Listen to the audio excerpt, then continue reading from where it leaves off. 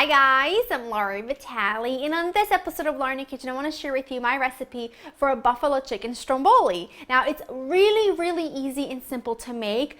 As most of you probably already know, buffalo chicken, anything is Joe's favorite, so this is right up his alley, and I figured it would be the perfect time to share it with you since the Super Bowl is right around the corner, and for those of you who are going to have a get-together or a party or whatever, you might want to consider serving this because it is just so I don't know a single person who doesn't love it. It's that simple and delicious. Now let me take you over the ingredients, which you'll need kind of basic ones, starting with some chicken tenders, or you can use chicken breast. Just chop it into bite-sized pieces. I have some shredded mozzarella here. You can use whatever cheese you prefer. I've got some crumbled blue cheese, and this is completely optional. This is some buffalo sauce, just prepared buffalo sauce, any brand you prefer. Some granulated garlic, salt-free steak seasoning, and I've got some butter. You'll also need salt and pepper, and of course some pizza dough, which I have in the fridge because I don't need it quite yet. I have my oven preheated to 425. It's preheating right now, and now I'm going to get started cooking right away. I've got a nice big skillet here. I'm going to add my butter. I prefer cooking my chicken in butter because it just gives you so much flavor. It makes the chicken really buttery, really juicy, really just... It's amazing, and it just goes so well with the hot sauce, with the buffalo sauce. Now, so many brands make buffalo sauce, so whatever your favorite is, that's the one to use. Just don't use straight up hot sauce like a Tabasco or anything like that, because that's not what you're looking for. Now, I'm gonna melt that. Try to melt that all before you add your chicken, but it doesn't really matter. I have my heat on about medium heat. It's actually between medium and medium high. I'm gonna add my chicken right in.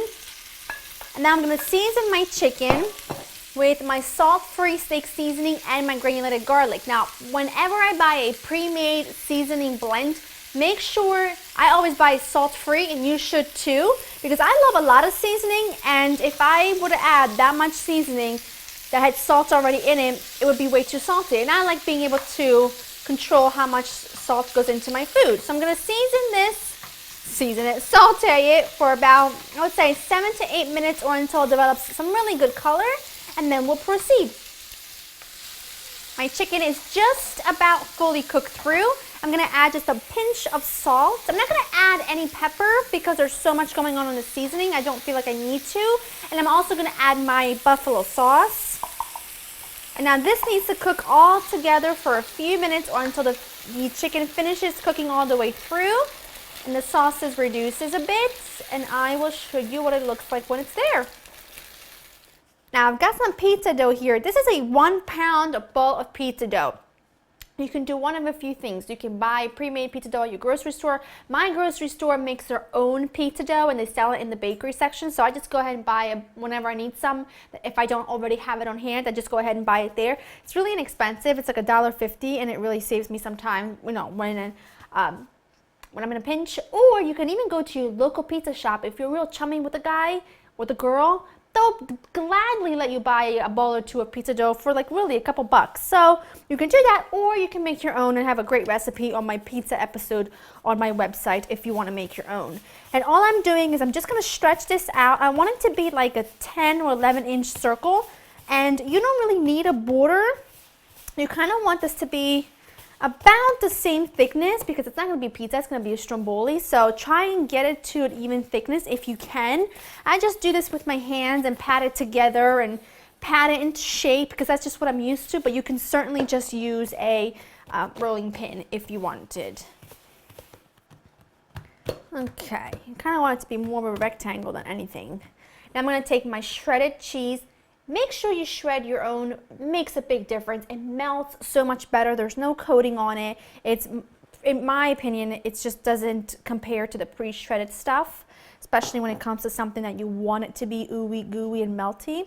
And I'm just taking my cheese, and you can see I'm kind of placing it near the edge closer to me. Fabulous. Okay, now I'm going to take, I'll take the spoon, my chicken. Now I've let my chicken cool for a bit. I didn't want it to be piping hot when I put this on to my pizza dough because it could just make a big mess. So I have let it cool for a bit. Kind of scatter that evenly. And then this is completely optional, but I'm going to crumble over some blue cheese just because Joe loves this. It's something that I made for him. It's all right. I made him buffalo chicken stuff forever and he loves it. So if Joe loves it, everybody loves it. And then you just take your pizza dough. You can see I'm kind of pulling it like so. Okay.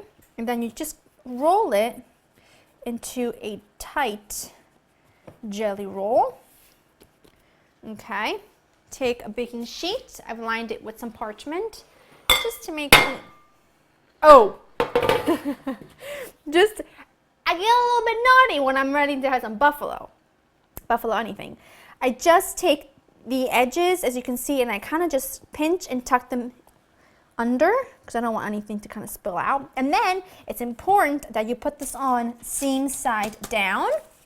Look at this. It feeds an army, or just Joe and I, with really big appetites, because that's how we roll.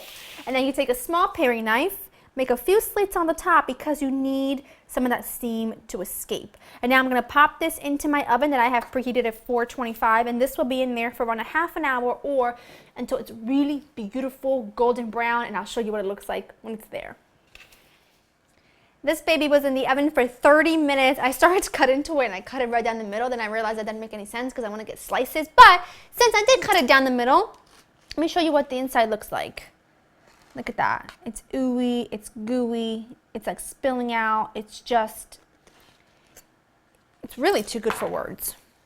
I mean, I love it. I'm a big fan of I'm salivating. I'm a big fan of the ends of a Stromboli because I always feel like some of the sauce kind of leaks and it really seeps into the crust and it always gets really crusty. Look at that. See? It's like juicy and crusty like that. Look at this. By the way, I have let this cool for 10 minutes because it was piping hot when I got it out. Look at this beauty. I mean, are you serious? I'm going back to this one now because this one has my name written all over it. Hot. Hold on.